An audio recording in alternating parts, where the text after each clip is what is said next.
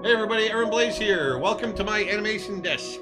It is Friday the 13th. So hopefully we're gonna pull this off. And well, already we're running into a little bit of bad luck, rough luck. So we have some tech issues, like you do sometimes, like we do a lot. But we're gonna be okay today.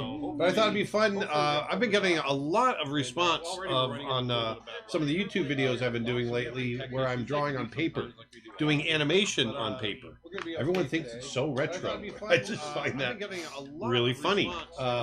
It just seems like yesterday that I was doing it, but I'm coming to realize that many of my viewers out there weren't even alive when we were doing animation on paper. Really funny. And so I just thought, you know what, I'm going to just start doing a whole series of videos of animation on paper. How are we doing, Dustin? We're doing good. We just had a bit of an echo going on because we had the sound going on through the desktop. Oh, gotcha. So I just muted it. So we might hear a couple of echoing just for the first beginning, but we should. Okay, we got the sound fixed. Don't worry, it'll we had this. We didn't have it muted on that end. Yeah. So that's okay. We're running a little. We had this change up our whole studio so that I could animate on paper today. Usually I'm at the digital desk, and but I'm at my original Disney animation desk. This is the actual desk I animated Nala on, and I animated the Beast, and I animated Rajah, and Yao, and the ancestors from Mulan, Pocahontas. I animated a whole bunch of characters sitting right at this desk, and when I left Disney, I was able to take it with me, so I got very lucky. But we got a couple of announcements to make. First, I wanted to let you guys know that on December 12th, do you have that slide, Dustin? Yes, the live workshop. Yes, the live workshop. We are doing a live workshop on December 12th.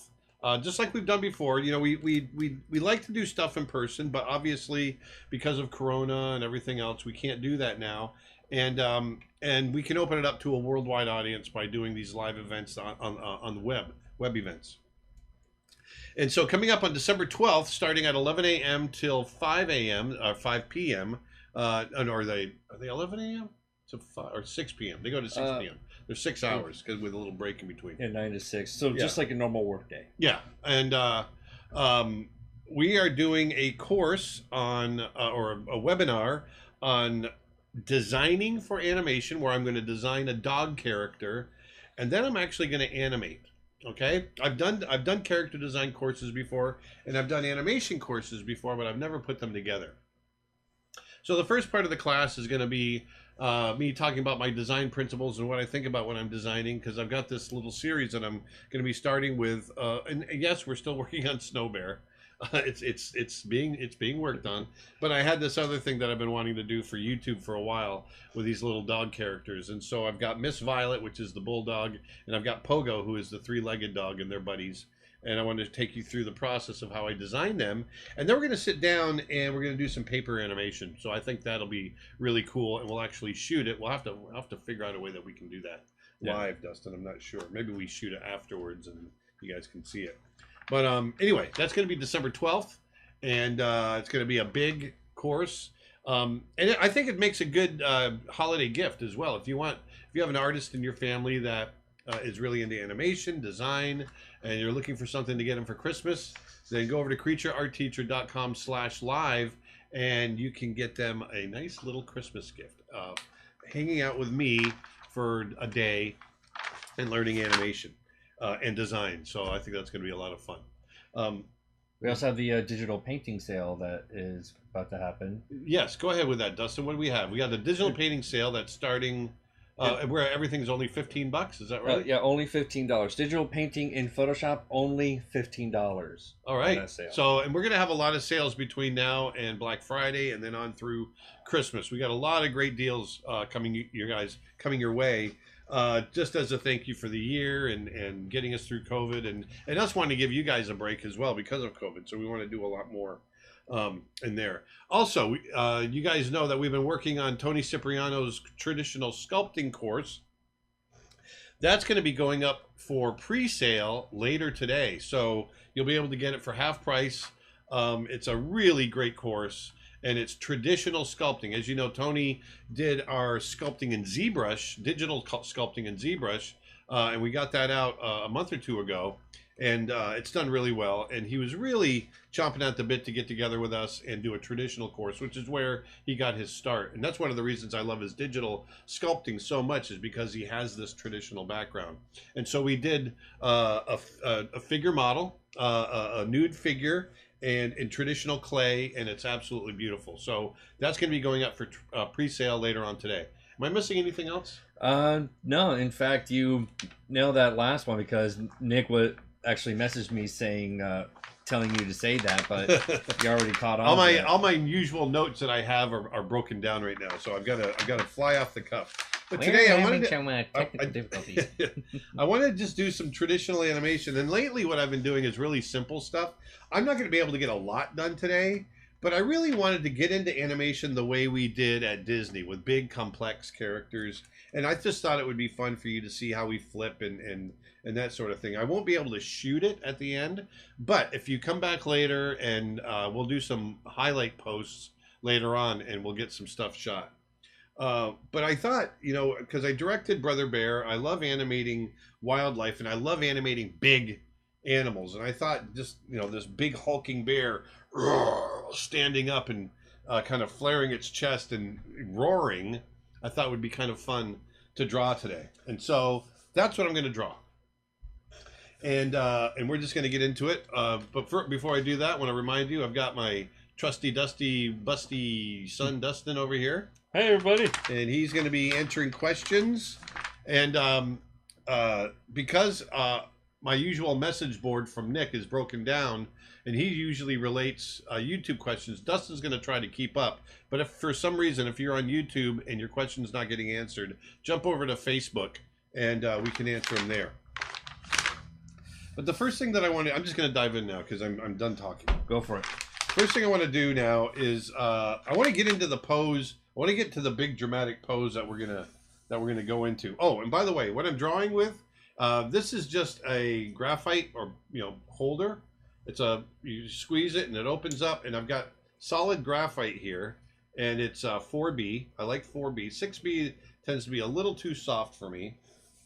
And I like drawing thick, so I got this keeps me from getting too detailed, and it's something I learned from Glenn Keane.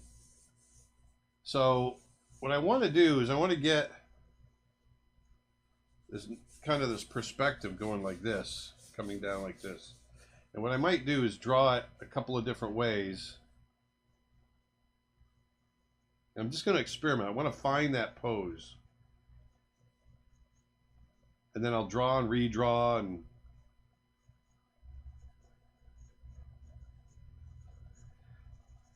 Martinberger says that lead holder is made in Austria. Woohoo! Woohoo!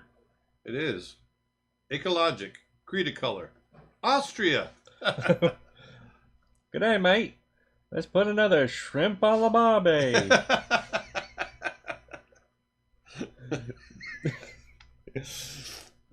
In case if anybody's wondering, that's a movie reference.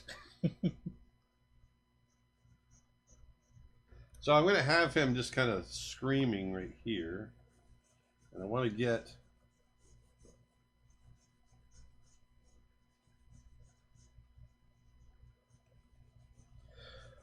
What are your honest opinions on the College of Creative Studios in Detroit?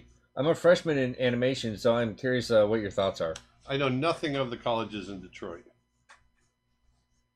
So I don't know.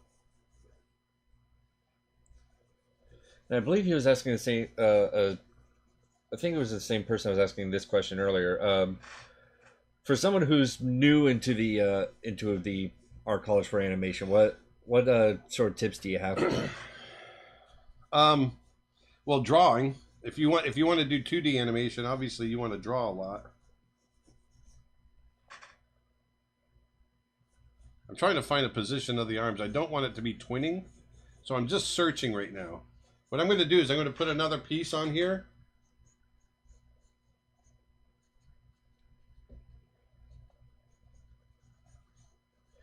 Is it possible to create short animation films without a big budget or lots of animators? Absolutely. That's what we're doing. Roar, he's coming up. Roar.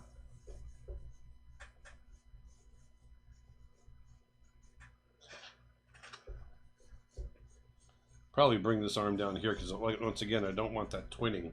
So you'll see. Oh, there we go. Now I'm feeling something that I like.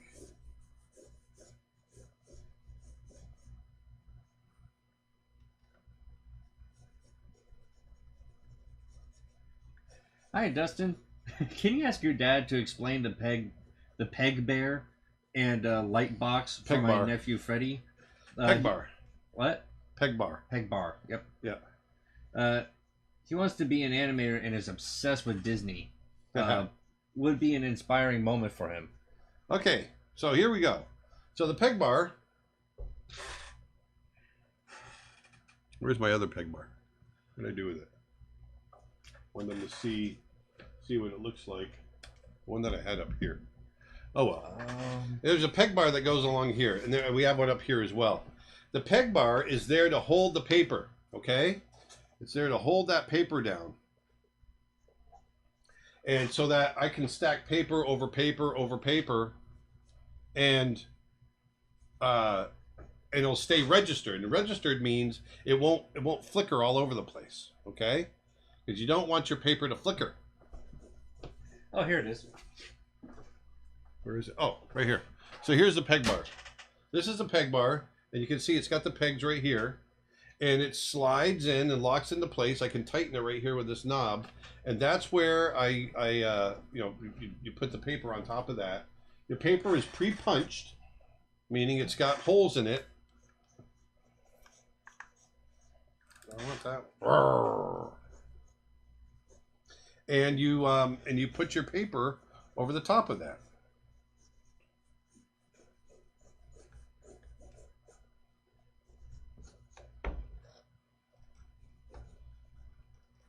See, I don't know if I want him like roaring like that or coming up and looking at.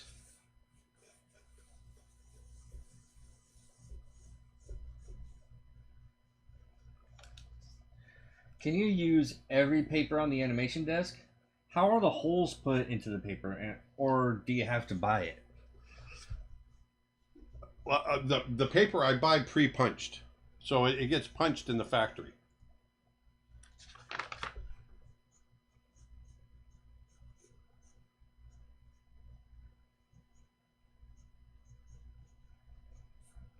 When you were just starting animation, did you use models or dolls as references? Models. We always use models.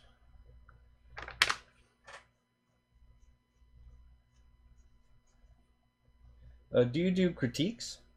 Nope, not right now. We just don't have the time to do it. So here I'm trying a couple of different things. Usually I'll do this. This is like the thumbnail stage where I kind of experiment to see what I want to do. And sometimes thumbnails are small, other times they're big like this. I'll just sit and scribble and try to find what it is that I want to do.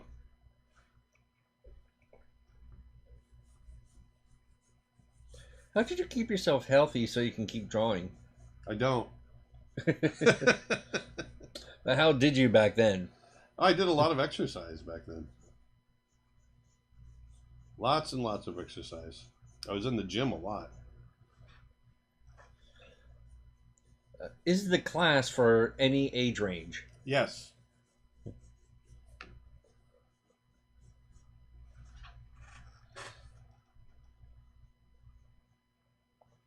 Question. How did you clean up the paper in traditional animation? Raw. How did you clean it up? Yeah, how did you clean up the paper? You put a new piece of paper over the top and you redraw it.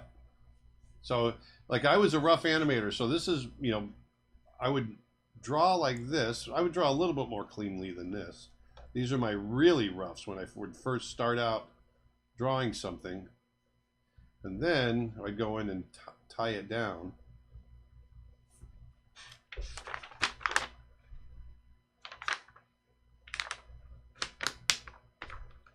Yeah, I think I'm going to have him come up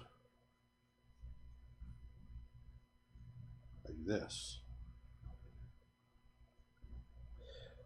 I know that you sell prints, but would you sell sketches? At some point we will. Yeah, I mean, I'd love to sell the animation drawings. So once I get a sketch going that I like, I can start tying it down. So what was that you just did, where you just roll the? I take my eraser and I just kind of roll over it, and it rubs it down. So that way you can just. Then I can go in and clean it up a little bit. Tie that down. Tie the drawing down. I'm always thinking about the anatomy. And even though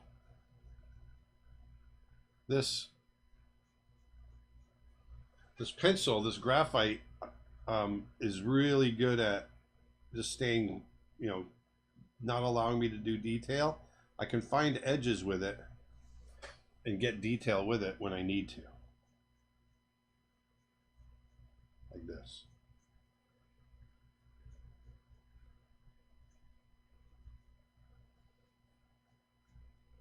Hey Dustin, how can you display two screens at the same time in FB? Is it a plugin? Thanks.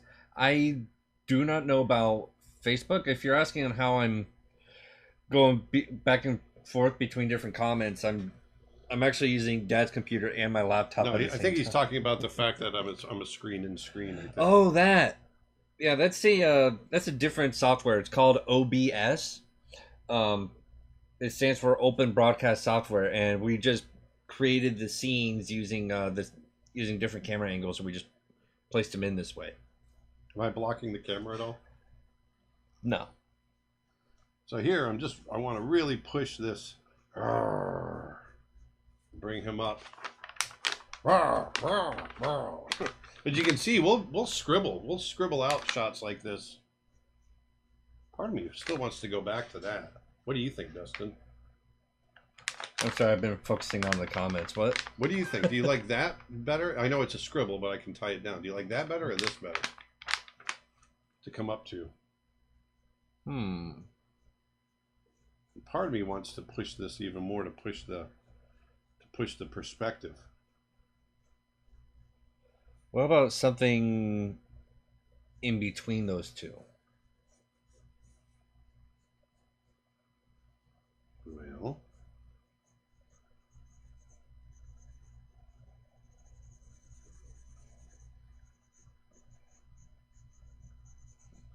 how would you teach someone who doesn't seem to understand colors? What would you suggest they study? Color. You'll only understand it through study, right? So just because you don't understand it now doesn't mean you won't understand it, later. I need to catch up. I'm falling behind. If you don't understand it, study it.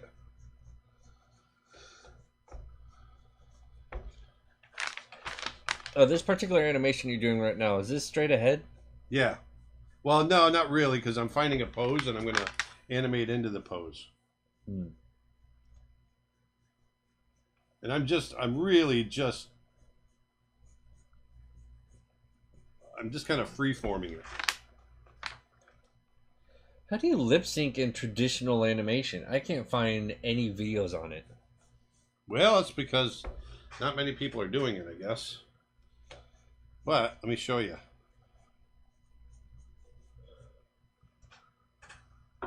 This right here, I just happen to have. This is what's called an exposure sheet.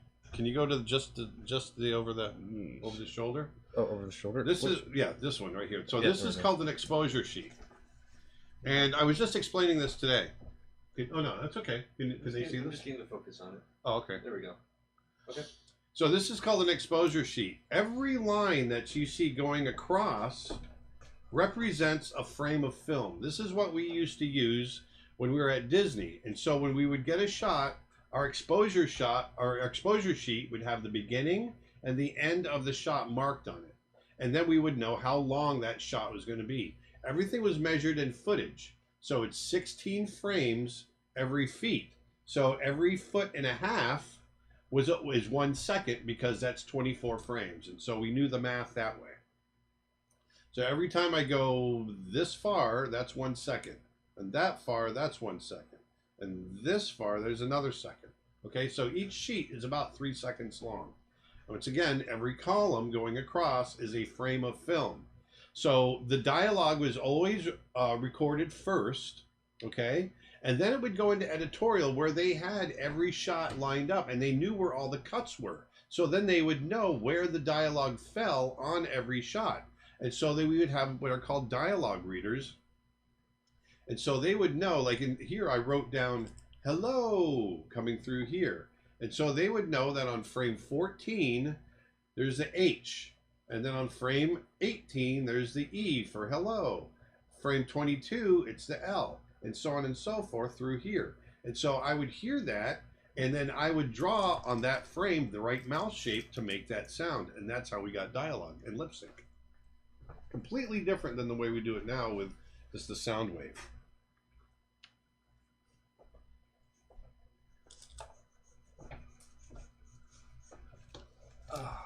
Getting your candy there, Dustin? Huh? Getting your candy there?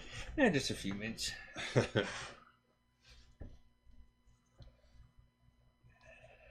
A few questions here from Nick over in Messenger. Yeah. YouTube question: how many frames per second are good for smooth movements in a 2D animation? 24 frames. You can get away with 12 holding it on twos for slow action. You know, that's one drawing held for every 2 frames. I want to get the arms out. Also, greetings from Argentina. Hello.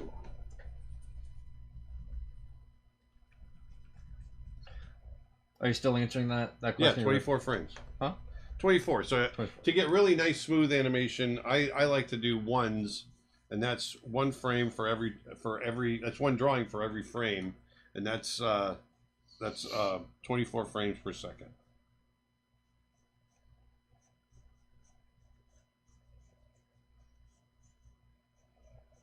And Twitch question: have you heard of Flipnote Studio? It's a 2D animation software made by Nintendo for their 3DS system. In my opinion, I think it's a great way to practice animation.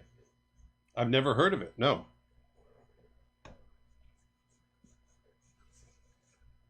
So here we have his arm coming up. Shoulder here. For Halloween, how many trick-or-treaters did you get? All of them. All 100 bars were gone. Yep. In fact, I think that was our first sellout. Well, I didn't have as much candy as I usually do either. Well, that's true.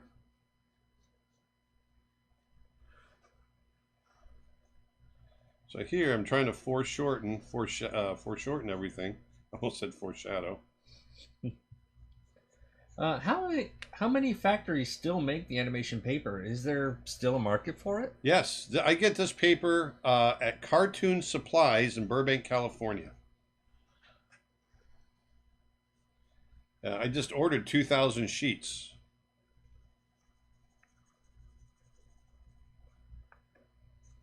$2,000 sheets, I think, cost me about $240.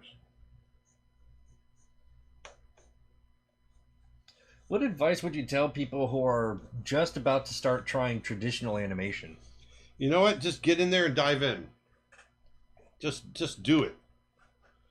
And it's a lot of fun, and you know you'll learn things along the way. And keep your mind open. You know, get as many tutorials as you can on the subject.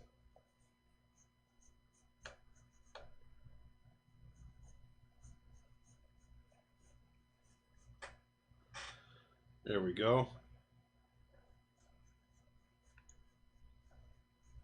Hey, Dustin and Aaron. Hey, how's it going, eh? Hey, how's it going, dear bud? How do you prevent your redrawing to look stiff? I usually like my gesture, but when I have to clean it up, it doesn't look good at all.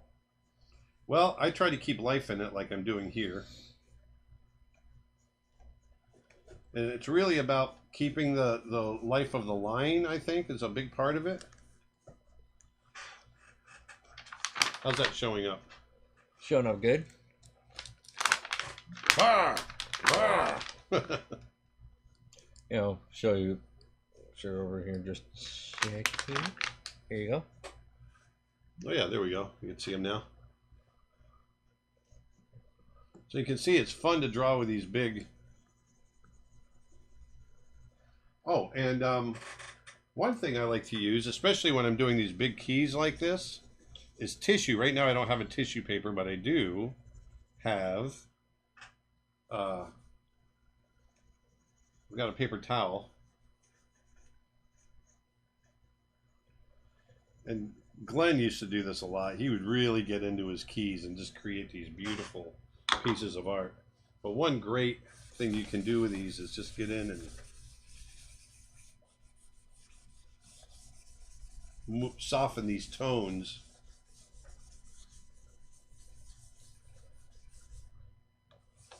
Are there any books you would recommend to study human body mechanics? There's a lot. Well, there's websites too, but Proco has a great site. And then, shoot, you caught me off guard. There's one I have over there. Ah, if I was sitting there, I'd be able to pull it up. It caught me off guard. I can't remember all of them.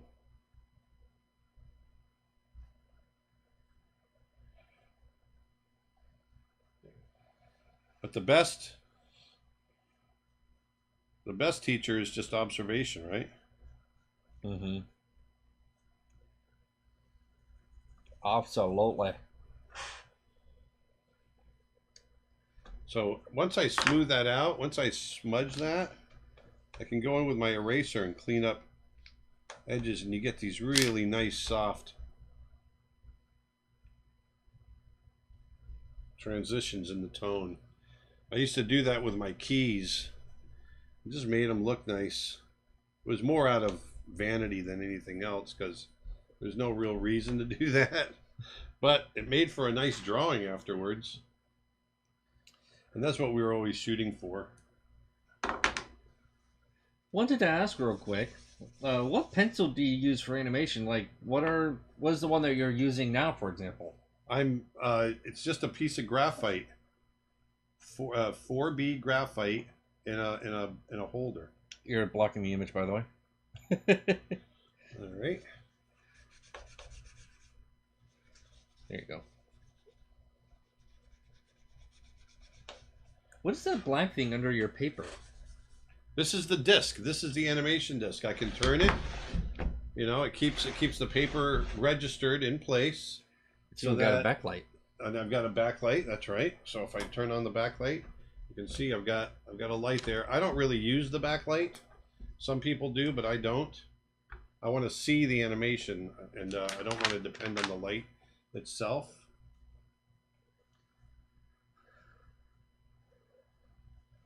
Am I blocking it now? Yes, a little bit. Oh, probably more than a little, but there you go.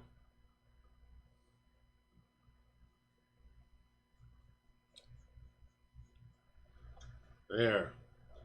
Grr. I think every time you block the image, I'm just going to scream, blocked!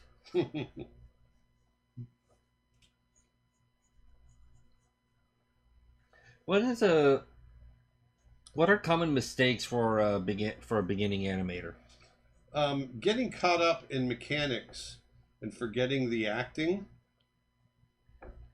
You know, tightening up too much.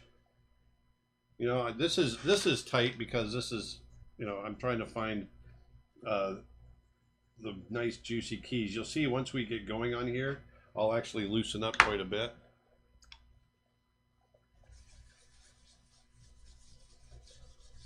So it's kind of like trying to figure out just simply making the character walk, but not. Well, it's what's the attitude of the character that's walking? Right. You know, don't animate the walk, don't animate the mechanics, animate the attitude. Animate what a character's thinking. And if we can do that, then it comes through really strong. What do you find the most difficult to draw?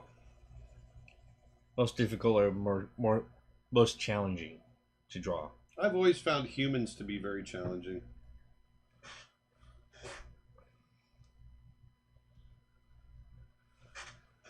Because of the hands and the feet? No, not so much. Just getting proportions right and making it feel convincing.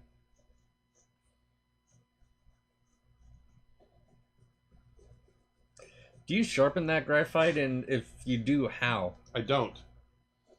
I just keep working it down. I find edges and just keep working those edges. It's like I'm working this drawing to death.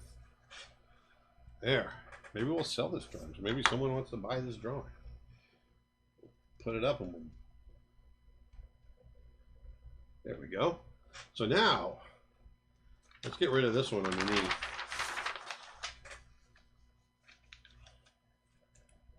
Have you ever wanted to collaborate with any other artists, such as Don Bluth, Miyazaki, or any others? Yeah. I mean, I like doing my own thing. But I'd love to collaborate with them at some point, sure.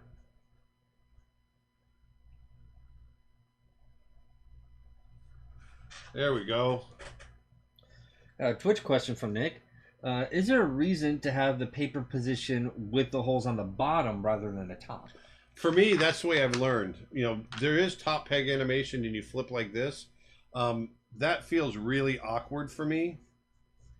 You know, animating like this, where I can just put it on the bottom and then flip this way, works a lot better for me.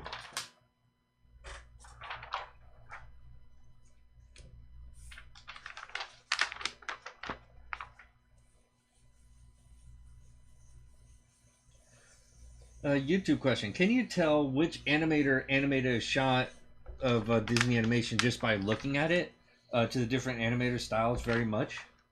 Sometimes. Not always. I'm going to have him open his mouth up.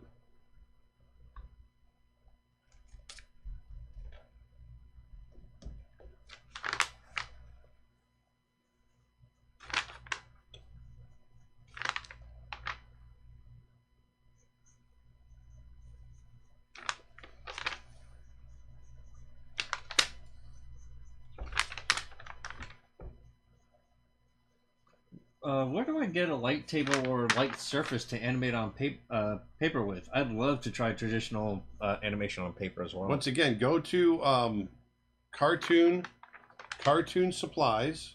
Cartoonsupplies.com. That's the name of the company in Burbank, California. Oh, Burbank? Yep. Oh, really? Really? Really?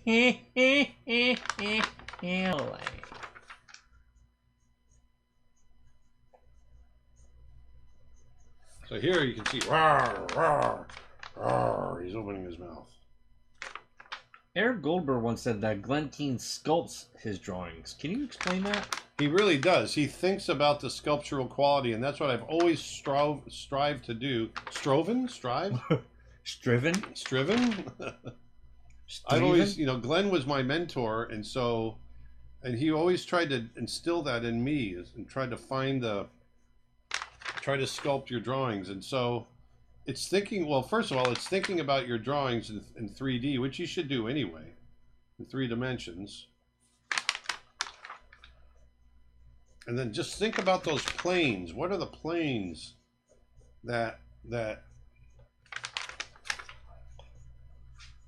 are happening? Think about that 3-dimensional form.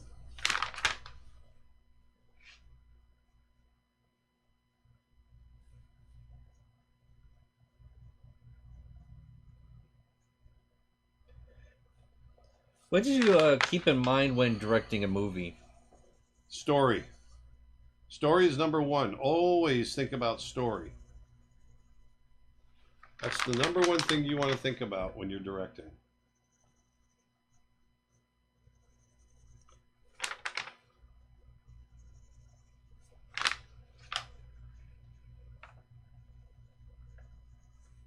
So once again, I'm thinking about planes here, wanting to make sure that I get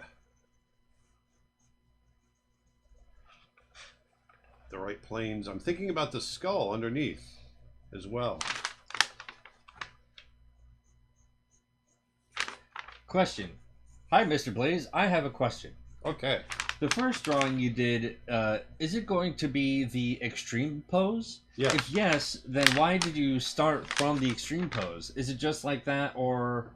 I just want. Well, it's turning in. I'm just making this up as we go. So, for just for this demonstration.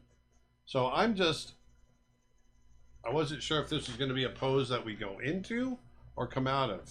But right now, I'm starting to use it as a starting pose.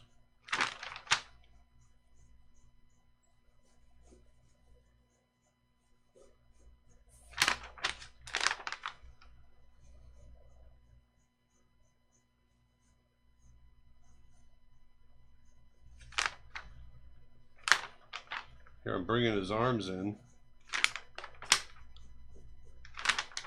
Hey, Aaron. Hey, how's it going, eh? How's it going, bud? I split my time practicing watercolor painting and animation at different times. Besides that, I still have to work. Do you think it'd be better to choose one to get really good? Ask the question again. Sorry. Basically, he's working on both watercolor and animation at different times when he's not working, and he's wondering if he should just forget about one and focus on the other to improve on that one. Whatever floats your boat. You know, if you feel like you want to do both, then do both. You know, don't pigeonhole yourself.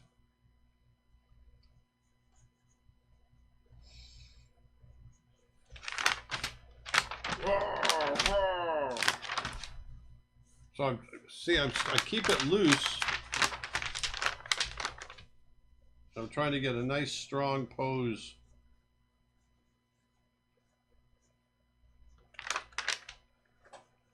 YouTube question: is there any hand-drawn VFX animator you admire particularly? I'm trying to find training for that specific field. Maybe they have an online course. Oh yeah, there's several. I don't know about online courses, but there's several animators that I really love. Mauro Moralso is a great 2D effects animator. Jason Francoeur, he teaches up at DigiPen School in Seattle. He teaches effects animation. He's one of the top effects animators on Mulan and some of the other really effects heavy movies. Barry Cook, who was one of the directors of Mulan, he actually started out as an effects animator, and it's great. Joe Galland is another guy. He's got a book out on effects animation. Look up Joe Galland. So there's definitely quite a few.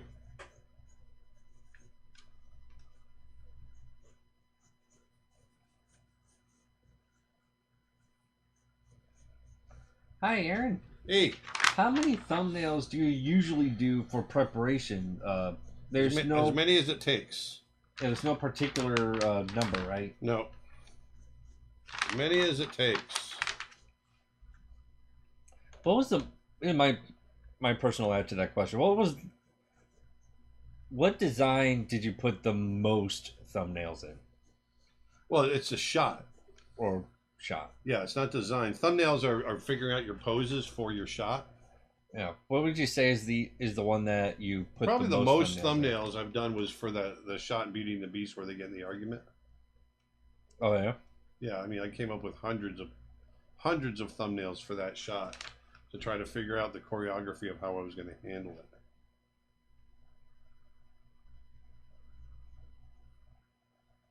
Because when it came to the thumbnails, I was also thinking when it came to character thumbnail, I was thinking concept designs. Oh yeah, no. Because you did some concept designs for Rajah and oh yeah, and all those, like Yeah, but of that's the different. Thumbnailing. I mean, you can do thumbnailing for your concept, but generally, I always think of thumbnailing as figuring out your animation. What was the one character that you put the most concept work into? Probably Brother Bear, because I was on it the earliest, and I did a ton of research on it.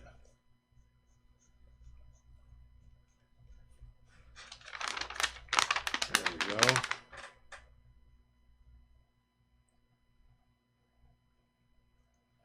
So here, I'm trying to get it. If you see his neck, you see it. I'm trying to get that neck to squash a little bit. Get a little straight in the here because he's putting his head back. Get those ears to go back so we get the perspective right on the head. Another YouTube question. Yeah. What's the benefit of learning traditional over digital animation first? I don't know that there is. I'm glad that I did, only because there's something about the tactile, feeling it, in traditional terms, that I like, and I loved, learning the principles in traditional terms first. So, other people might benefit from it differently. I liked it, because plus I draw. Not everybody that does 3D animation nowadays, draws. You're blocking the image, by the way. There you go.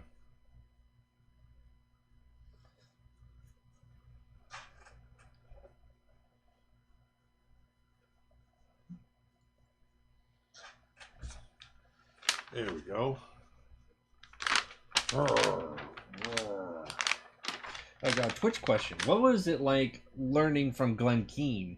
What is his teaching style like? He's the most patient, inspiring, amazing teacher I've ever had. He's generous. He's pretty incredible. And he really inspired me to go on and become the animator that I became.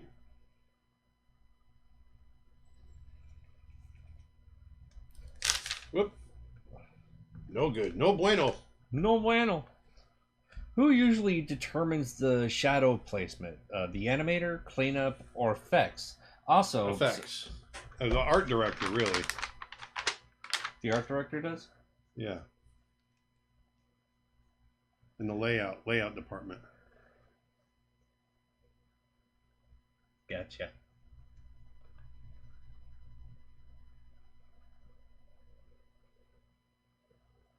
Boy, this feels good to do this. I haven't done this in so long. Are you still going to do live streams with regularity after COVID? Yeah, we're always going to do live streams. Yeah, I mean we were done doing live them streams with, for what, the past 3 years? Yeah, we've been doing live streams before COVID. I think it was just during the peak of COVID was when we decided to do 2 days a week instead of one. Yeah, and then we couldn't keep that up. Yeah, we were struggling a little bit. I think we tried doing it before COVID, like sometime last year, and we were having the same deal, but because of COVID, we wanted to actually try it again to give everyone entertainment. Yeah.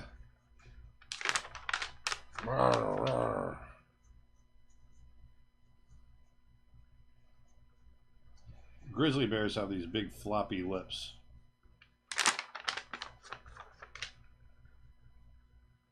So what I'm doing now is just coming in and Nick is saying they might have meant, are we going to keep doing live workshops after COVID? Oh yeah, all of that. You know, live Yeah. workshops, in-person workshops. I think it's just all about how we plan everything throughout the year, right? Yeah, sure. Yeah, sure. Do you limit the squash and stretch for or anticipation on an animation like this? Which is more serious looking? Well, obviously, I don't want to do the same kind of squash and stretch in this as I would on Roger Rabbit, but um, I still do squash and stretch. Especially because You it's a want to make meaty it more bear. dynamic. Huh? You want to make it more dynamic. Yeah. There. Helps to make the sounds.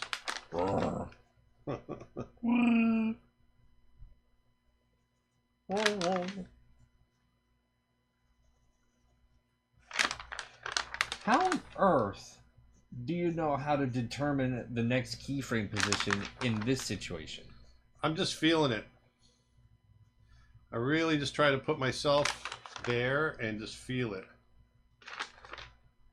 Now, obviously, there's a lot less planning going on with this one than I normally would have, because I'm just kind of winging this.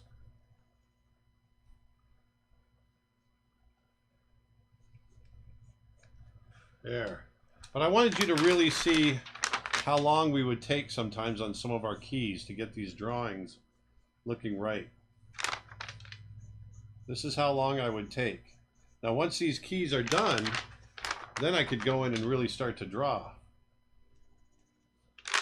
with the in-betweens, get those done really quickly. But I would really take my time on these drawings because I wanted the cleanup department to have something strong to work off of. Have you gotten any cool souvenirs while working in the industry? Oh yeah, I've got some cool stuff. I've got maquettes and I've got a certificate for an Academy Award nomination. We've got a lot of cool stuff.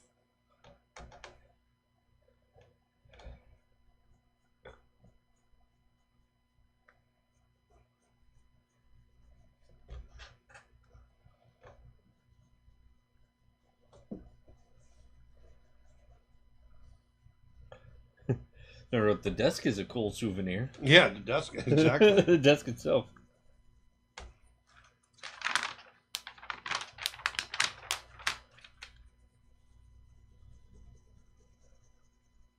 So on YouTube asks, are you familiar with the Richard Williams book on animation? Yes, the Animation Survival Guide. Yes, I am. It's very good. And also from YouTube, do you have any tips on character and creature design?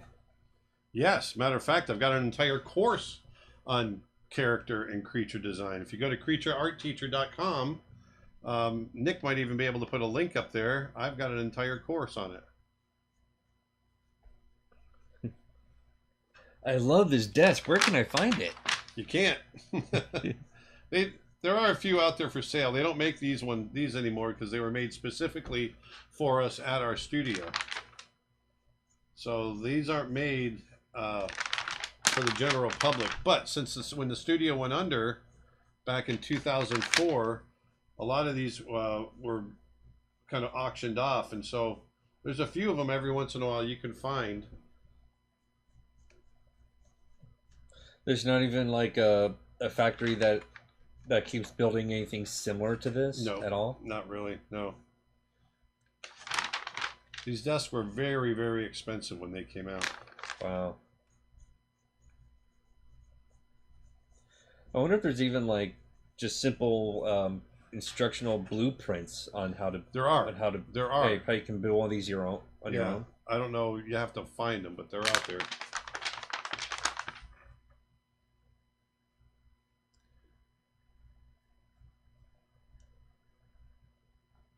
My head in the way again. Nope, you're good. It's just any higher up to the upper right, and then you'd be blocking. You're just okay. Now you're blocking. I got to block a little bit. Got to get that drawing done. All I see is blurry hair. Blurry hair. Blurry hair.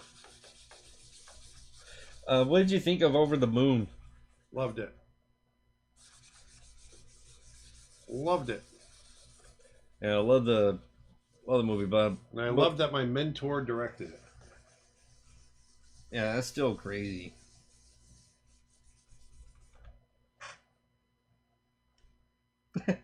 It's funny, right immediately after I asked that question, Nick messaged me with that same question. Oh, what I think of Over the Moon? Yeah.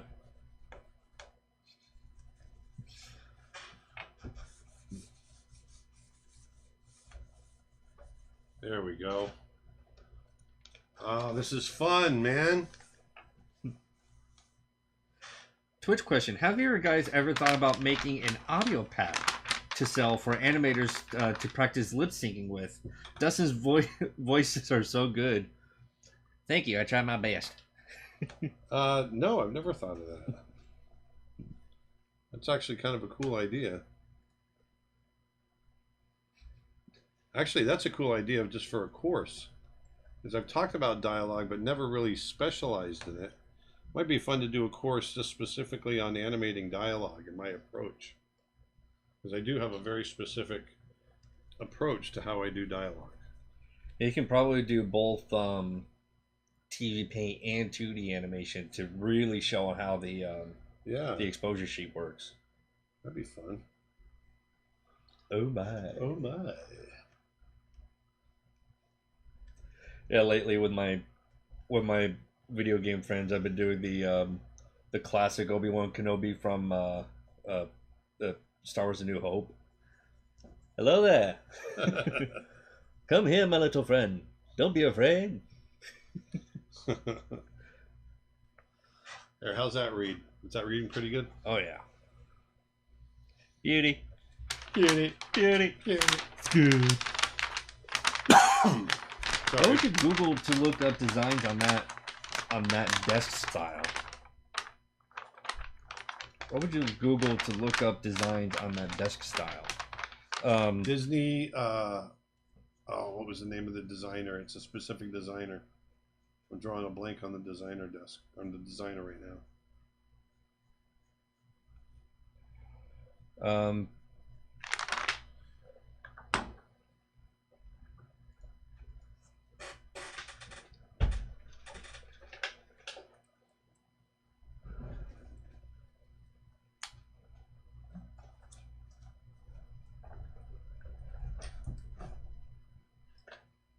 Ken Weber? Ken Weber, thank you. Sorry about that noise. It's right under the microphone, sorry.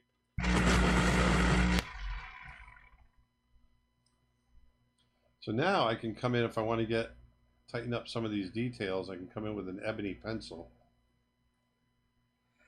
Yeah, just look up Ken Weber animation desks, and you'll see a whole group of them. Oh wow!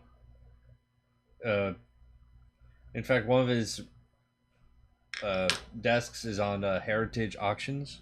Yeah. And you can make an offer to the owner for a desk that's been around from 1939 to 1940. Yeah. And the offer is going for $17,000. Yeah. That's it's quite up there. Yeah. These desks are very, very sought after. Yeah.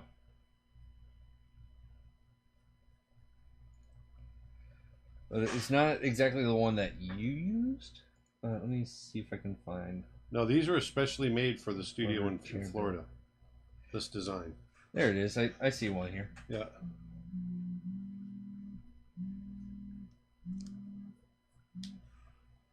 Is that my phone? No, it was mine. Some random cola.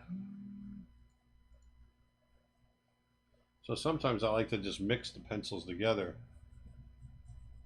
because this one can give me the, if I do want to put some design or some detail in, I can. And I love these ebony pencils.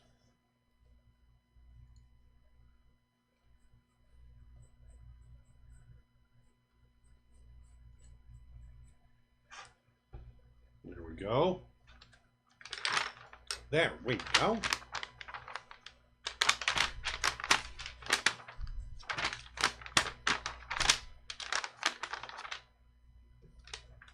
Will you be doing any Patreon live streams for the next few months? Yes, we have to schedule them. We haven't scheduled them yet. They have to schedule? Yes. YouTube question. Do you push through tiredness to draw, or is it only when you feel like it? I work at 6 a.m. and a little tired. Well, I don't always draw when I feel. I don't just draw when I feel like it, because that's not always the case. But if I'm tired, I'm not going to force myself to draw when I'm really tired, though, either. All right, let's get into another one.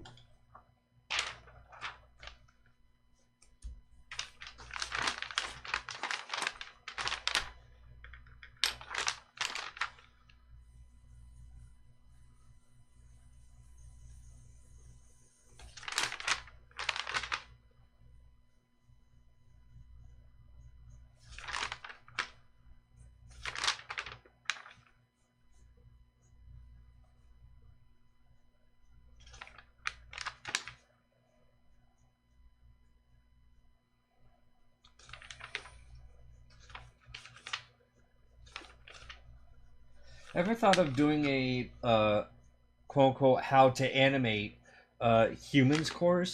I know you have the how to draw humans course and animation in general, but have you thought of doing something more specific, like say fighting or dancing animation?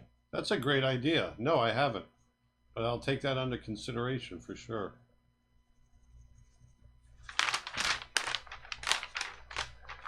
Ah, Erica Bay is here. Hey, Erica Bay. Says enjoying the Birds of Prey course. Oh, good.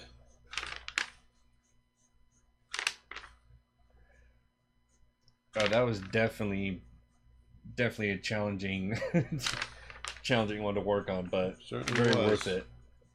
I said it certainly was. Yeah.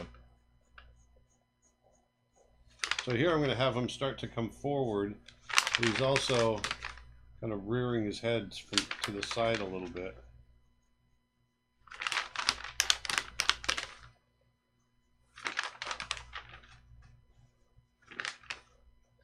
Do you print your X sheets or you buy them commercially? I print them. I just have a template. There's no reason to buy them commercially.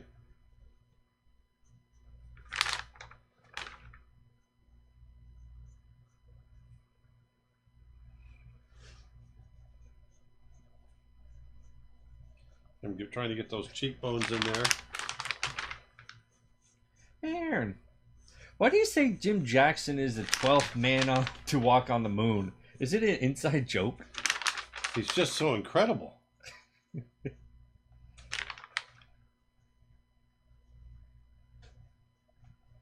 Can Dustin draw like Aaron? No. I mean, I used to draw and I do draw here and there, but not at that level. No. But I do photography. You said do. I do. But I do photography more often than drawing. In fact, I can't remember the last time I drew. Ooh.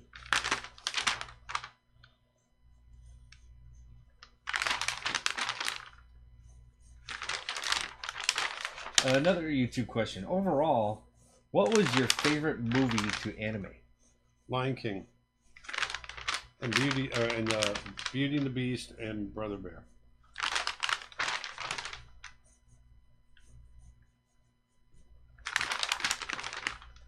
When you start drawing, you draw the nose first. Is there a reason for that? Yeah, because it sticks way out off the face, so I want to find that as an anchor point. Ah. I want to make sure it's connecting at the right place on the face. Can you see that action when I flip? Uh-huh. Here's what they see when you see that? Oh, good. So you can see that. Yeah. See him coming forward? He's just starting to come forward. I want to bring these arms. Starting to bring these arms back.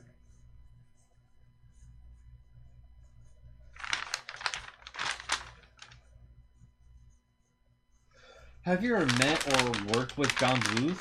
And what is your favorite of his films? I've never worked with Don Bluth. I've never met Don Bluth, but I love Secret of Nim. Good one. Good one. Good one. Beauty. Beauty. It's good.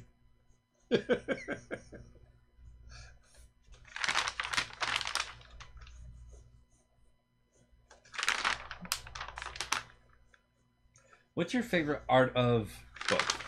Any art of general book? I don't know.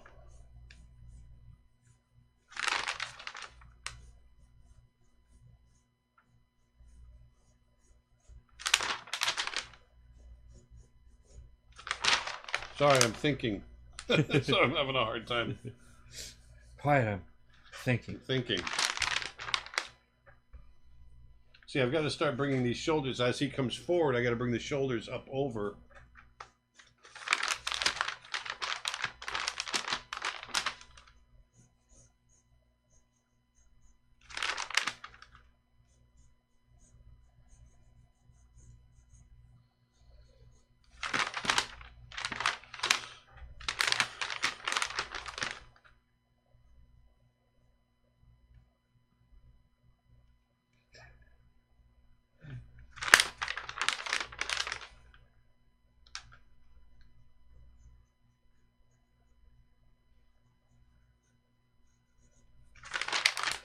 Jim Jackson on the Moon. Oh, okay. I won't lie. When I heard this the first time, I looked up all the men that walked on the moon to check the information. That's partly my goal. It's just to to make people go, wait, what? Jim Jackson was a real astronaut?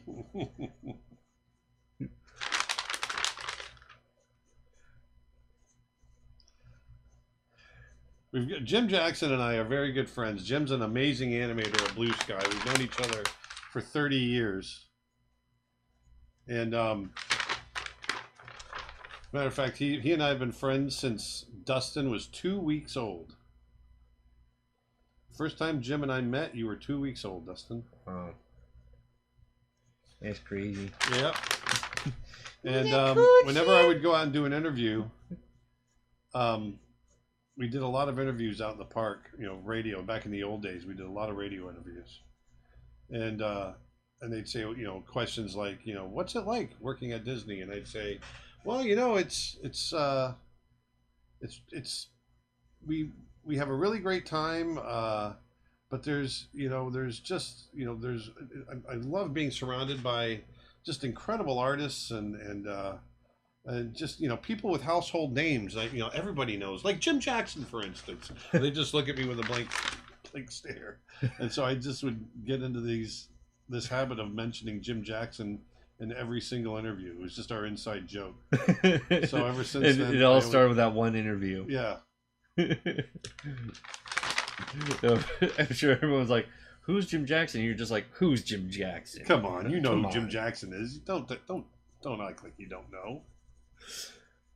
Now, which one of the interviews started he was the 12th man to walk on the moon? I just made that up when we were doing one of our live streams. Oh, really? Yeah. And that stuck. Yeah, it just stuck.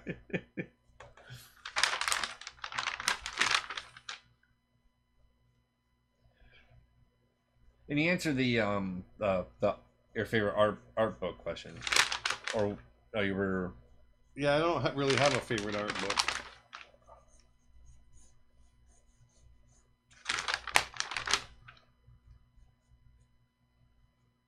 like a lot. YouTube question from Nick. Your drawing seems more clean than Glenn's drawing. How do cleanup artists manage such rough drawings? Well, you got to see the animation. You got to be, and you got to have a good relationship with the artist that you're working with. And you just get to know after a while.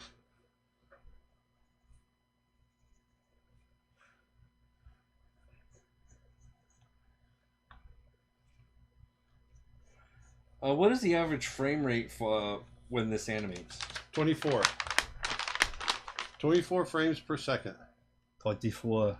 Yeah. I'm going to smooth some of this out because it's getting a little messy in here. I'm going to rub it down.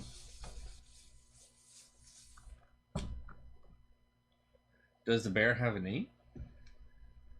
No. Bob. Bob. Oop, shoot, I hate it when I do that. Crinkle. But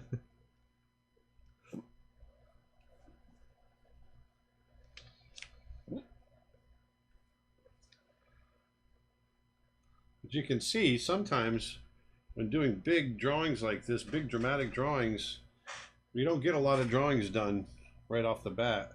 Once I get my keys in here, then I can really speed up. But I'm overdrawing right now for sure. Whoop. Caught it. I caught it. Don't worry. We're good. We're good. I remember you worked on the Bear and the Hare commercial for John Lewis. I did. Would you ever work on a feature, series, or commercial again? Oh, of course. I'd love to work on another film. We've got some ideas for stuff. I loved making that John Lewis commercial. Mm-hmm.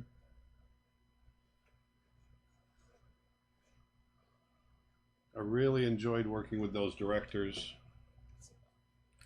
and their artistry and the. I'd like to do a movie in that style.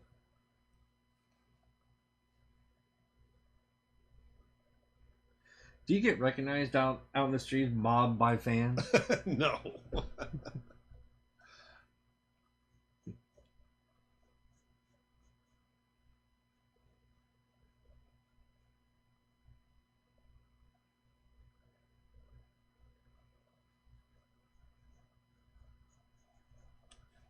There we go.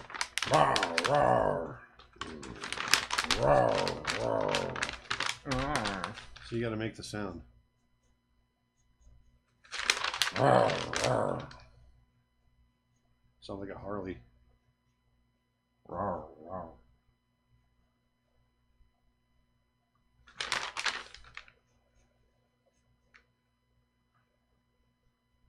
How do you animate animals such as dogs with slaggy skin, moving all the place while walking? It must be challenging to animate. It is. It's very challenging. But you understand where all that stuff is and how it sits on the body. And then you just start thinking about how it moves.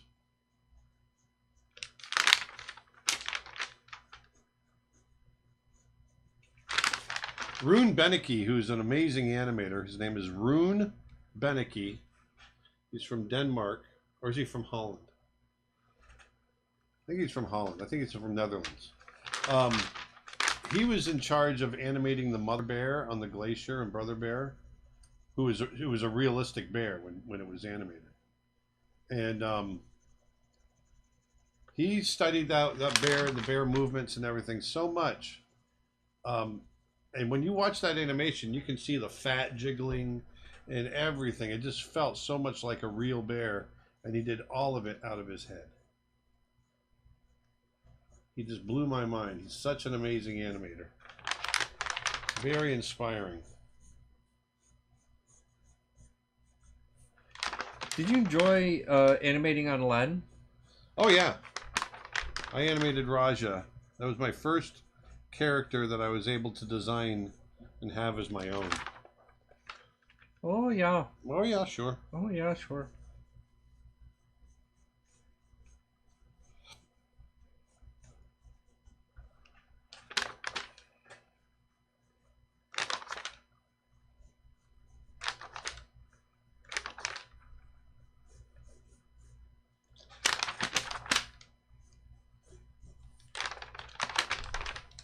There we go.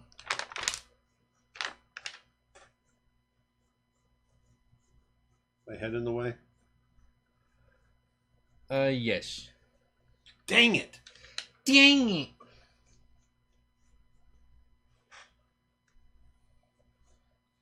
I want him to come into camera like he's gonna bite your face. He's coming in.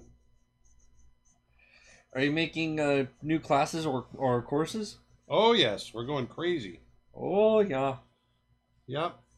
We got a lot of new courses coming out. We have one from David Coleman, who's an incredible, wonderful animal artist and character designer. And so he and I overlap a little bit on things, but I always think it's good to get different people's points of view. And so David's done a course on character design, animal character design for us. That's going to be coming out in the coming weeks. We've got Tony Cipriano's course. And we've got a new course from Chuck Williams, my old friend, who's our producer on Brother Bear, and he and I have directed together. He's got a course on the business of pitching, if you want to get an idea picked up in Hollywood, because he's producing right now, and that's his whole world. And so he's just put together a course on that whole world of what it takes from a business standpoint to get your idea picked up. So I think that's going to be really interesting for folks. And well, I've got some new courses in the mix. We've got some new videos coming up, new Photoshop brushes. We got a lot, baby. I like no more. There we go. Rawr, rawr. How are we doing on time? What time is it? It is 2:19. Oh, that's not bad. Only been drawing for an hour and 19 minutes. Yeah. Because I want to get at least 5 drawings done. You're talking about five more drawings done, or No, 5 total. ah, So I can have 5 to flip. right? The flippity flap. Flippity flappy. Where we at right now? 2, 3. Huh? I got 3, baby. got 1, 2, 3, 3. baby? 1, 2, 3. See that? More paper, baby. Come on, baby. More power, baby. Can you animate a talking animal in a paper with 24 FPS? Yes. That is 24 frames per second. Yes.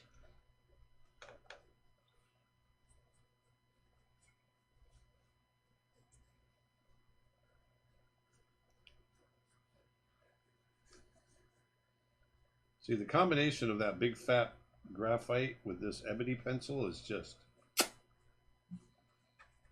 perfect.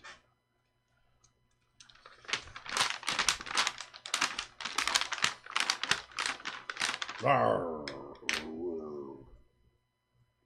Right on, right on. How we doing on questions? We're doing good. All right, let's do another drawing, shall we? All right. Quick question. With this animation, are you animating in 2s or 3s? Right now, I'm not even thinking about that. This is probably on 2s, but I'm just thinking about hitting the poses. Later on, I would go in and I would figure out the timing.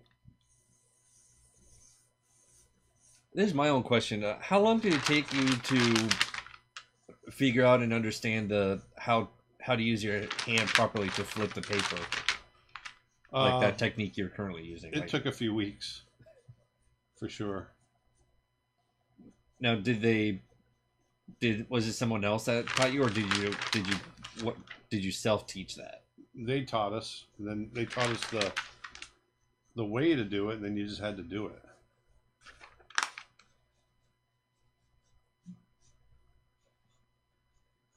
And also the technique when you're animating the in between that you showed in a previous YouTube video with the what was it, the big cat, where you were doing the 1, 2, 3 flip. Oh, the in between. Yeah, how to animate an in between technique. Yeah. That takes did you a little learn bit longer. during those weeks? What's that? Did you learn during those weeks, or did you learn that after? No, that was during those weeks.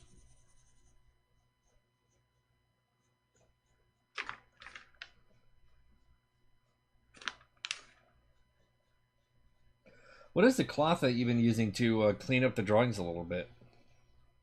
Paper towel. Paper towel? Yeah. Simple as that.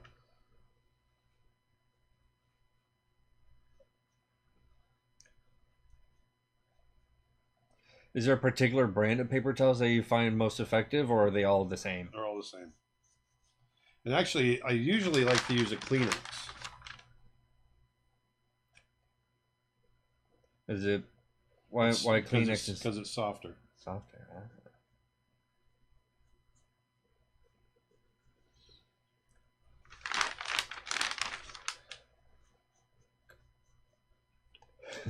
Is it 5 drawings only because we only have 5 fingers?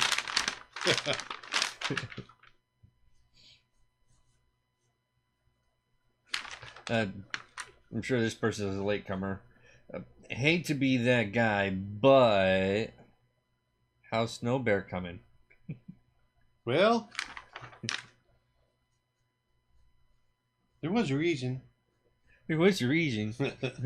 It's come along fine. We're not. It's kind of on hold right now while we try to get some other stuff done.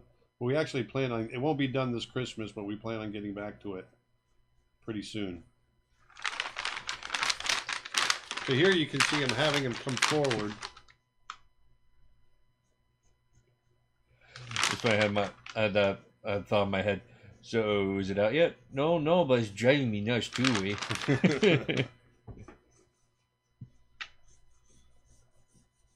And here I'm going to start pushing the perspective, so as his head comes forward, because you're the bear attack victim here. And also to the another question from the latecomers, what just to highlight again, what is the pencil in that thing that you're currently using? Hold on one second. You call it a graphite holder? Yeah, it's just a graphite holder. See, it holds. If I push this,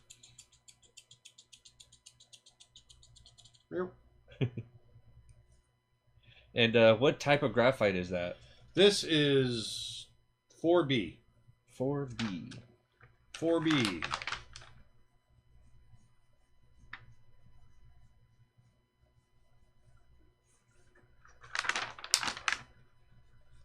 Did you ever feel rushed while making animations in your career? Oh yeah. Sometimes, we had to hit our quota, and sometimes I might be a little bit behind.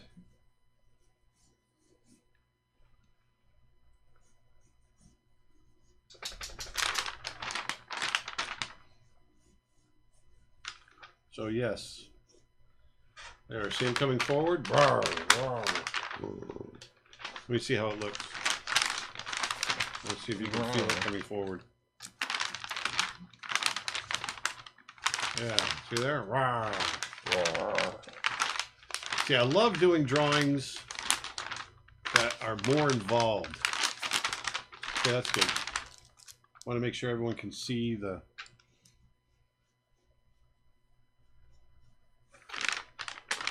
animation.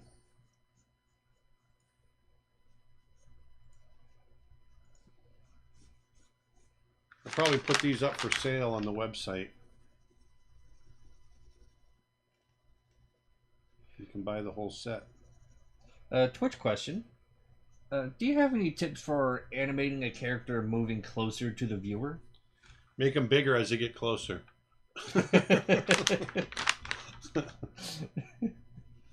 No, I mean you gotta think about perspective, and you got to think about, that's the biggest thing, is to think about perspective.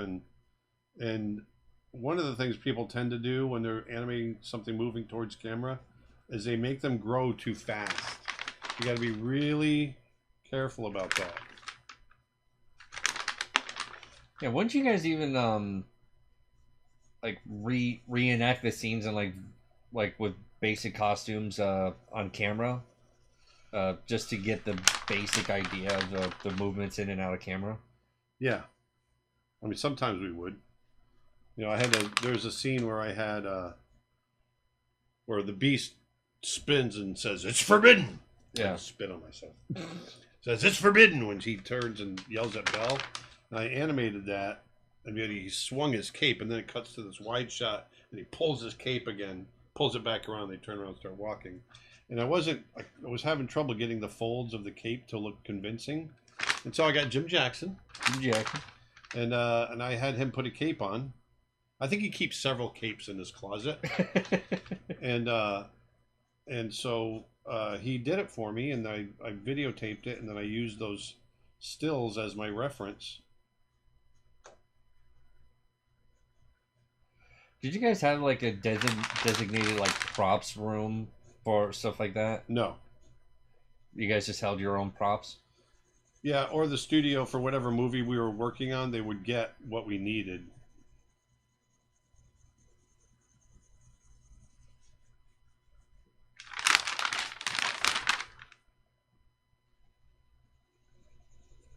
What do they do with the millions of drawings, like rough drawings, after the movie's released? We have a huge bonfire at the end of the movie.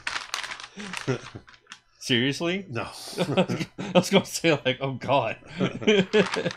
No, it's kept in the ARL, which is the Animation Research Library. And every film that Disney has ever done for the last 80 years, all the art is kept in that warehouse. Wow.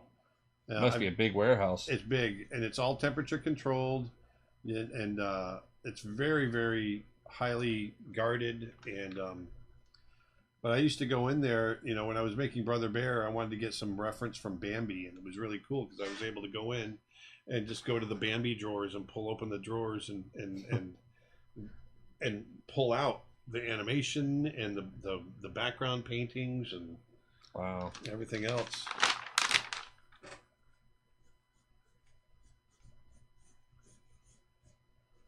And if I wanted certain scenes copied, they have staff there that can do that for you.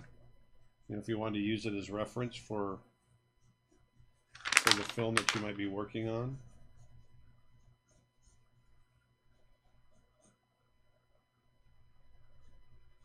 So it's pretty much similar to that of like almost a museum. It is a museum, yeah. Just only Disney staff are allowed in. Yeah. Yeah, it's not open to the public. Yeah. I know that or I don't know, but I do kind of sort of remember in Disneyland, I think they have a building where you can walk through as all the Disney stuff, like Disney animation.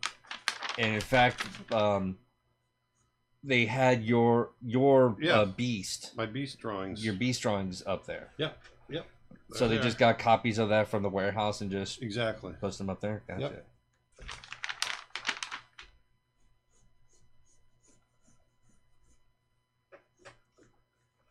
Now, even the Sleeping Beauty drawing you have here, is that Beauty? Is that the one you have a copy from the warehouse, or is that like a legitimate? It's a legitimate still from the film. It was a legitimate drawing from the film. So sometimes they let stuff go and they'll put them up for sale. And there's certain, they allow, as animators, they would allow us to keep, as long as they weren't key scenes, they would allow us to keep like 2 or 3 shots from the film that we animated, the rough drawings. So I've got, in that closet right there, I've got drawings in there from The Lion King and from Beauty and the Beast, from Mulan, that I was able to hold on to.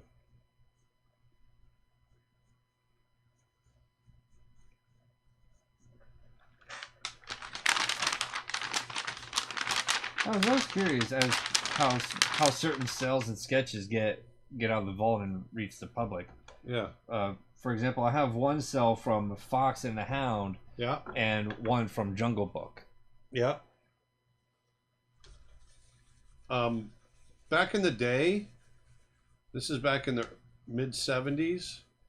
Disney really didn't know what they had. They didn't really, the Animation Research Library. Luckily, they did keep everything, but they kept a lot of stuff, but they didn't keep everything. And there was really no market for that kind of stuff. And I remember hearing stories of guys sliding down the hallway on original cells from Pinocchio. Oh, Sliding down the hallway on them. And some guys were smart enough that they could foresee that this would be, worth money in the future. And so some of the guys, just took them home and put them away. And that's how a lot of those made it out into the world. Wow.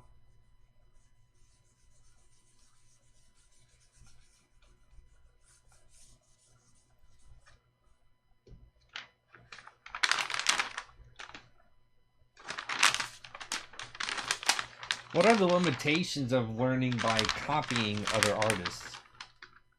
Oh, I think it's just the limitation of, at some point you got to interpret it and put it towards how would you take that knowledge that you're learning through copying and mimicking. Now you gotta interpret that for your own use, right? So that's probably the only real limitation, I think.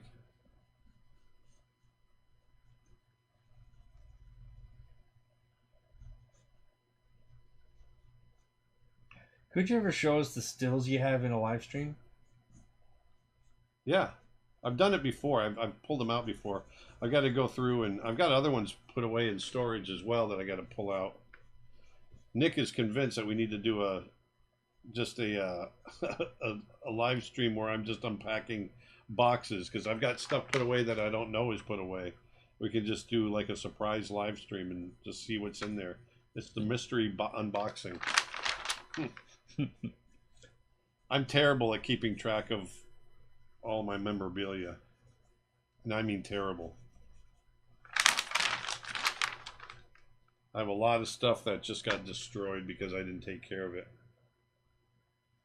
Oh, kind of the same boat.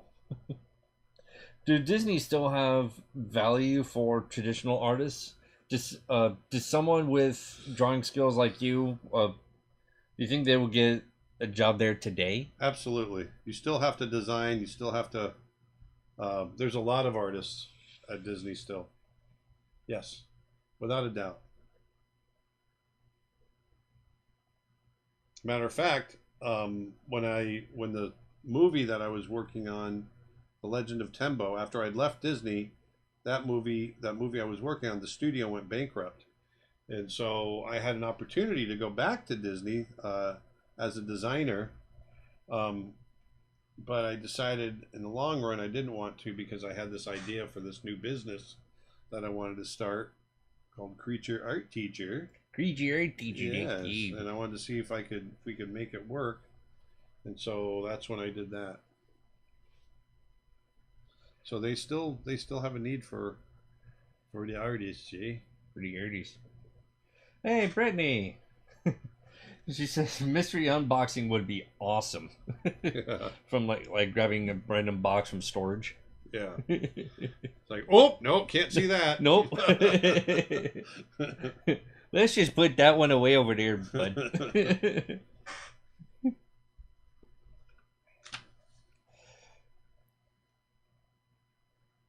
Yeah, Brittany's the first runmate in at CTN. What's that? Brittany was the first person I met at CTN. Oh yeah, that I became friends with. Yeah, how you doing, Brittany? I'll never forget that day. That was such an interesting day. Yeah. There we go.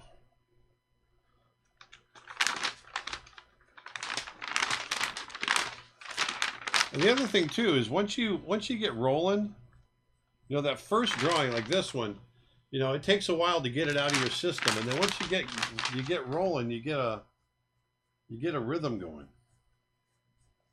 It gets easier and easier. Or less hard, I should say. It's never easy. Brittany says, good, thanks. Hope you guys are doing well. We're doing fantastic. So here I'm trying to get that body to come forward to so we can see. Have you ever animated in other mediums such as stop motion or sand or CGI? No, I haven't. I've always wanted to, but I never have.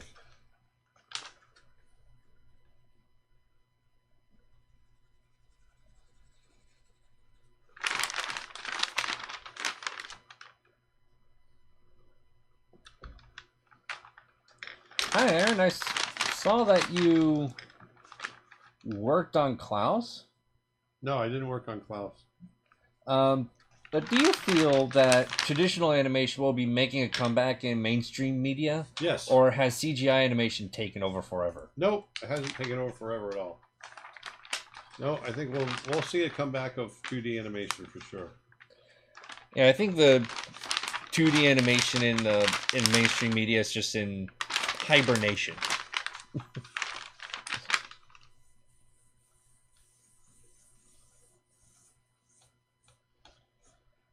Here we go. What characters did you animate during the scene from Brother Bear where all the bears are telling their stories? Oh, I didn't animate any of that. What did you animate? I animated right after he first becomes a bear, and Tanana wakes him up, and he wakes up, and Tanana comes into his view. Yeah. I animated Tanana in that, and she's wiping his head and all that. And then when he sits up, there's a few shots in there when he sees the chipmunks talking. You just talked and all that. Oh, yeah. I animated all that stuff. Oh, cool. And then I went back to directing.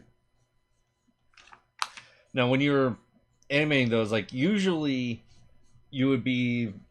Yeah, I wasn't like an animator on the movie. I was directing the movie, but I had time to help out. Yeah, but did you still, like, talk to the others to see, like, if the shots that you worked on were good? Because you know how animators, they have someone to get notes from? Yeah, I'd run it past Bob and Chuck. Ah, gotcha.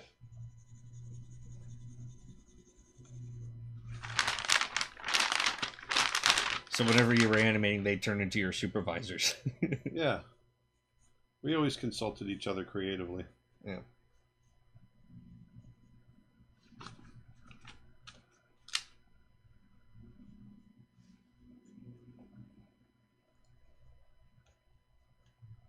There we go.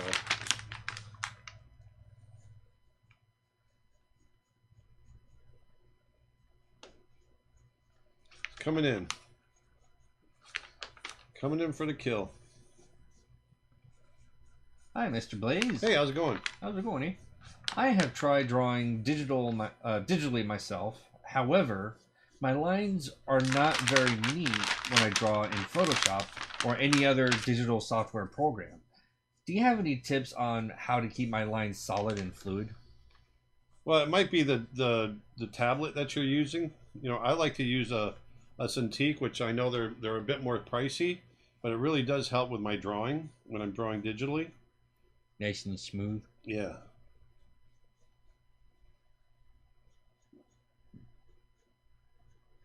Other than that, it could be the brush that you're using. There's any number of factors that it could be.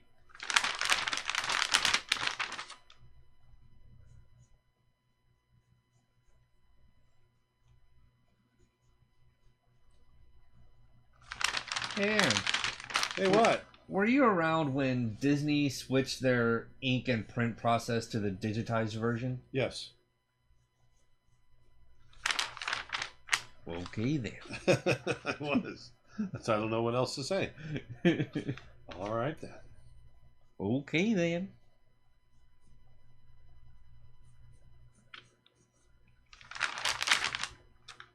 Did you see the movie Loving Vincent? It's the first movie ever animated by oil paintings. If you did, what did you think about it? I've seen clips of it. I haven't seen the whole film, so I can't say. Because I I never saw, any of the story or anything like that, so I don't know if the story was compelling or not. But it definitely had a compelling look.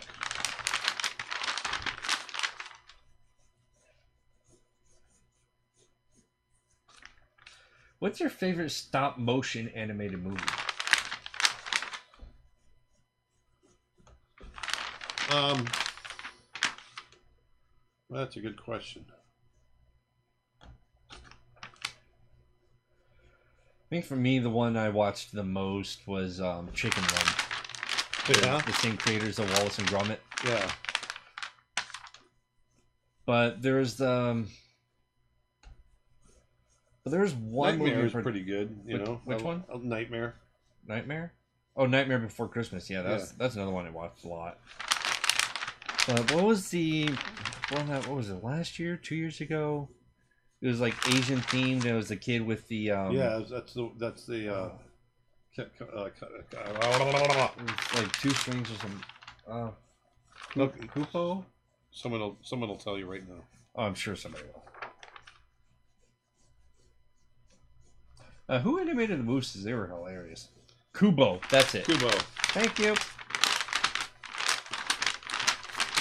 So there, now you can see him coming forward. Can you see that? He's swinging those arms back, and then coming right in. Can I see how it's playing on there? Yes, I'll bring it right over here, see. You bring it over, kitten. Here you go. There, yeah, you can see him coming in. Roar. Starts to open and comes forward.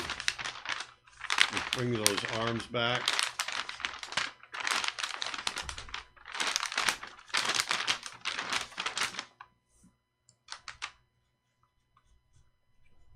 Who animated the mooses? They were hilarious.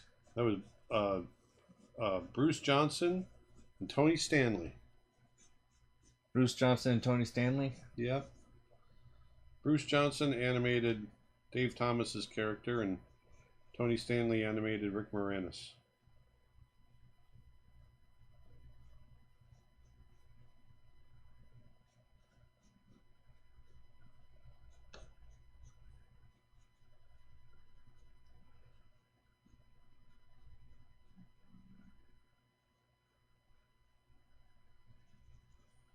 Who did you have as a producer for Brother Bear?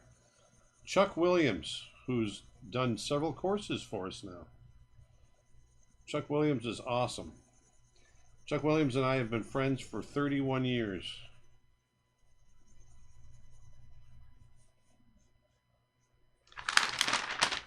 Quick question. How long did it take you to actually get used to digital animation?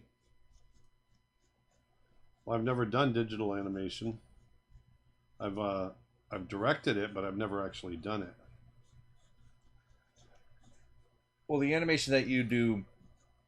Oh, you do mean like currently. drawing digitally? Yeah, just drawing digitally. Yeah. Oh. Well, that didn't take long at all because I work on a Cintiq, and so working on a Cintiq to me is the same as like right here working on paper. Yeah, Nick says that they meant TV Paint when I was asking that. Digital It was a really fast learning curve for me.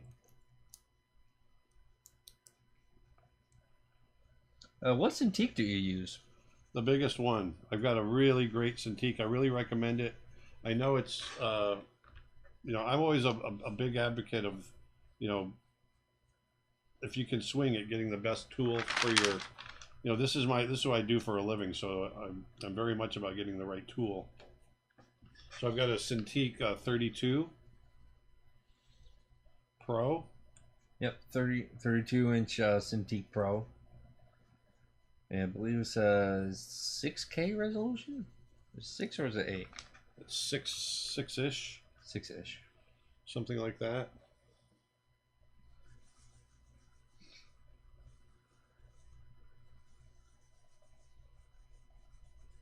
So here I'm just basically going to fill out this last drawing. I was really tempted to try to crack a digital joke of like, oh, this is the new digital paper or something.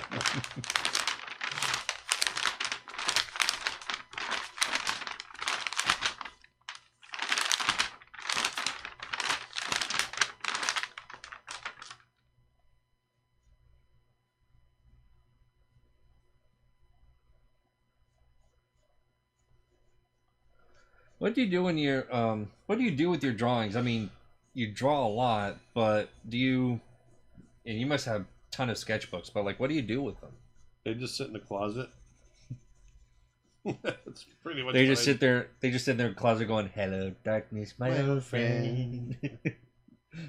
I come to draw with you again. Hello."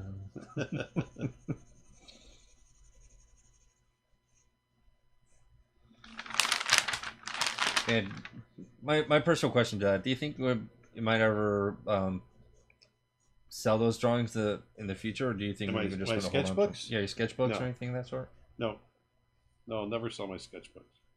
There's drawings in my sketchbooks that I've sold, but there's certain sketchbooks that I'll never. You will inherit after I die. Mm. You know, there's drawings in there of your grandmother and. Oh yeah, all those. Yeah, Yeah, very. definitely Personal. don't want to get rid of those. No, definitely want to hold on to those.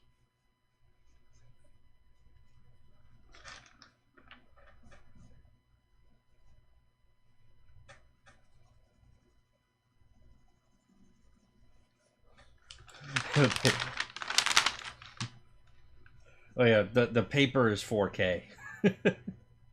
The paper? The paper you're drawing on is 4K. This paper is 8K.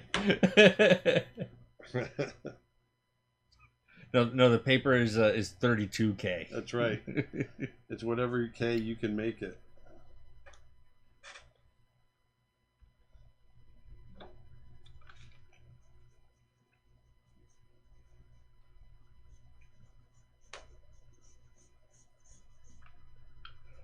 Yeah, I definitely agree with Brittany.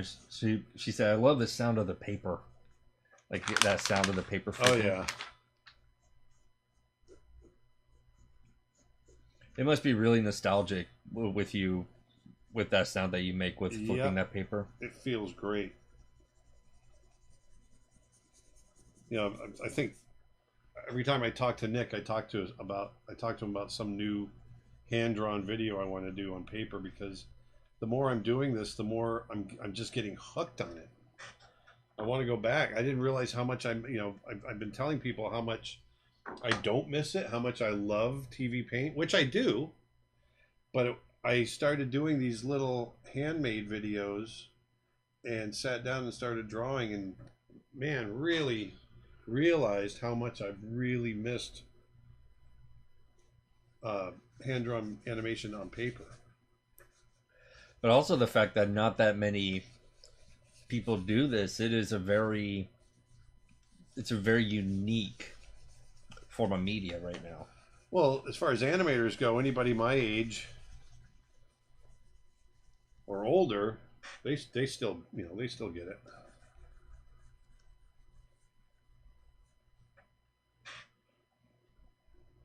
I'm putting the towel up. Did you ever meet Phil Tippett? Phil Tippett. Phil Tippett. No. I would like to. What do you think of his work? I love it. Especially his stop motion stuff. Yeah, the stop motion, the dinosaurs and all of that, just amazing.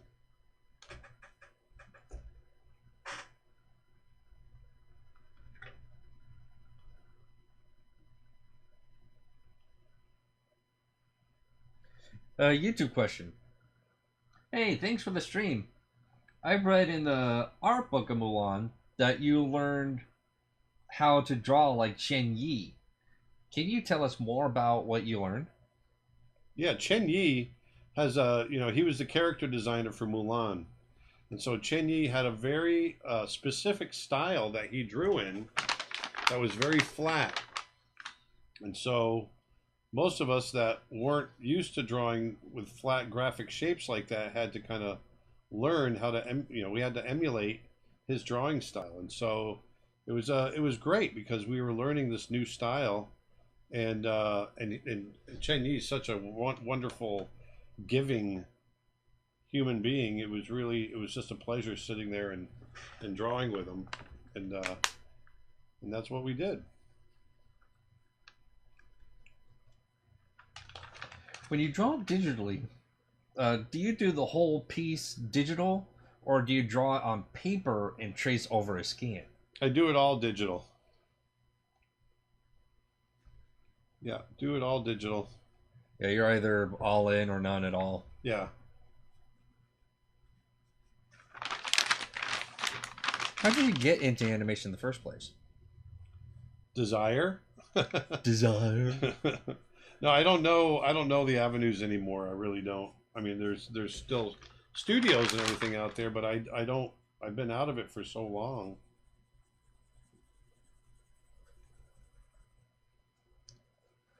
I think I was asking, how did you? How did I do it? How did you get? Well, into back in animation? the day, I mean, it was a completely different world back then.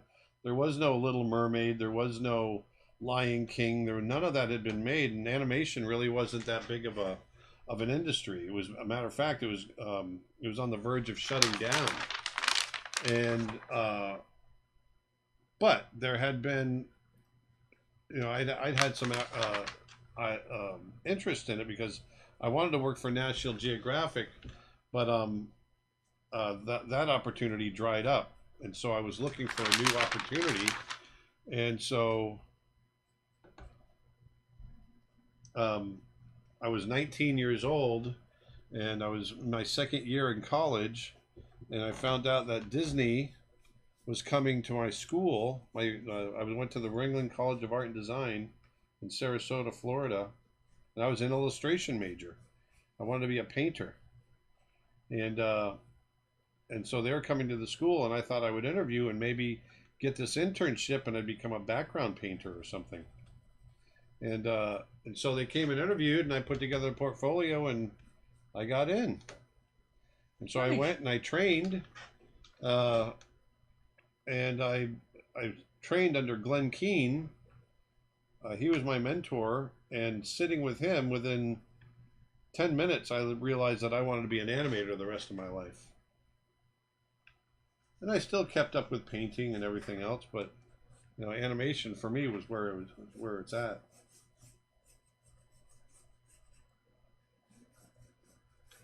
Did you always wear eyeglasses? Does drawing too much ruin eyesight? No, age ruins eyesight. No, as soon as I turned 40, I'm 52 years old. As soon as I turned 40, I had to start wearing glasses. And when I went to the doctor, he says, "Yep, you're 40 years old. That's when everyone starts wearing glasses." I used to be able to sit this close and flip the paper. So there it is. There's our bear. I mean, it's only 5 drawings. I'm not sure if I can even flip it. Only 5 drawings, but I want you to be able to see.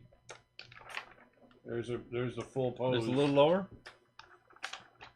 There you go. He comes in, rah, and you can see those arms kind of flail back. It's hard to see the top because I drew him right to the top. Let me, I do want to do one thing. I want to color him in a little bit more. One more thing. One more thing. One more thing. Dustin, will you get PS5? Also, will you give it to me? No. No, but I'm still debating on whether or not to get that or the Xbox or both. But I'm focusing on other stuff currently. There we go. Boom. Bears. What software is this? It looks like real paper. So how's that flip? Let me see. Bring that over here. Bring that sucker over here. I want to see if people are seeing it the way I want them to see it. Yeah, so you can see, boom, he's coming right into camera. There's the let me just flip them one at a time so you can see how there's 1, 2, there's the arms coming in, and the arms going down, and then they're going back behind, and then his head is coming right into camera. So this is a prime example of how I might animate this is, I'm overdrawing a bit, but for a major scene, I might put this much work into it, and then I'd have in betweens in here that would be a lot more quickly done. But these are my keys. Wow. So there you go. What time is it? It is 2:57. Right on. Good timing. 2 hours. So, remember, December 12th, I'm doing an entire day of animating on paper like this. I'm going to be talking about character design for animals, for animation, character design of animals for animation, and then I'm going to sit down and do some animation on paper like this. And that is December 12th.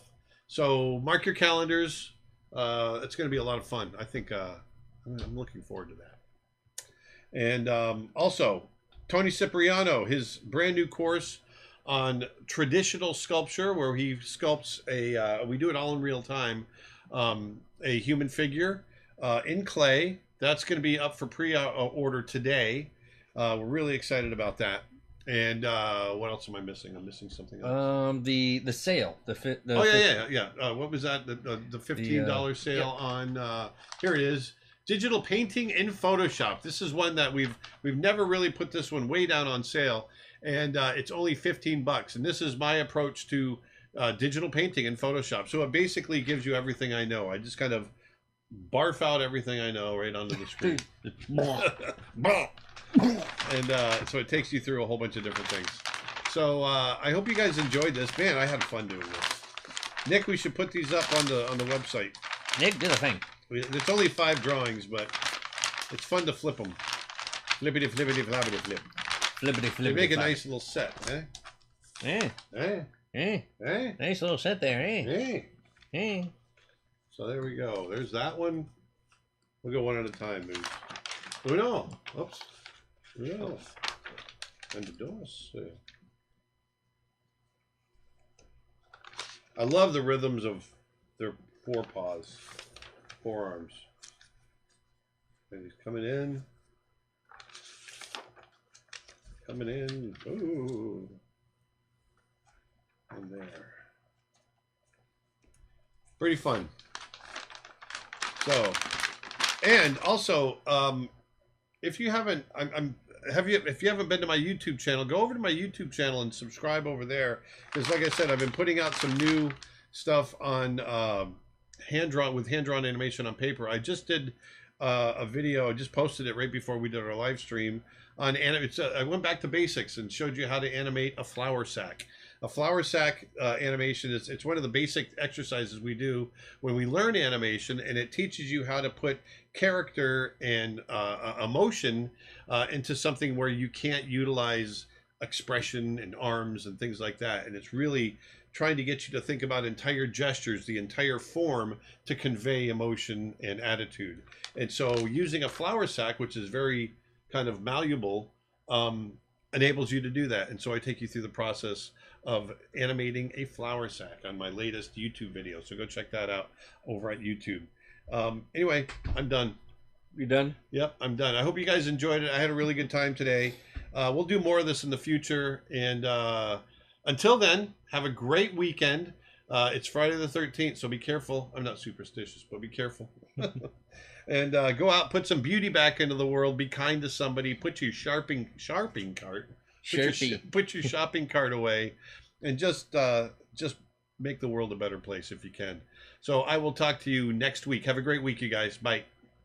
Hey guys, thank you guys so much for watching. Glad you guys enjoyed this stream. And if you guys are interested in any Instagram posts of wildlife, you can check out my... Oh, nope, it's not there.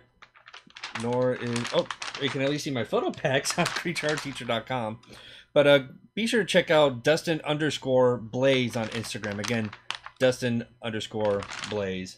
And I'm actually going to be starting to bringing back photos again on Instagram. I'm going to be posting more of those starting next week, Monday. So keep an eye out for that. See you guys next week, as always. And as always, Cowboy Bebop.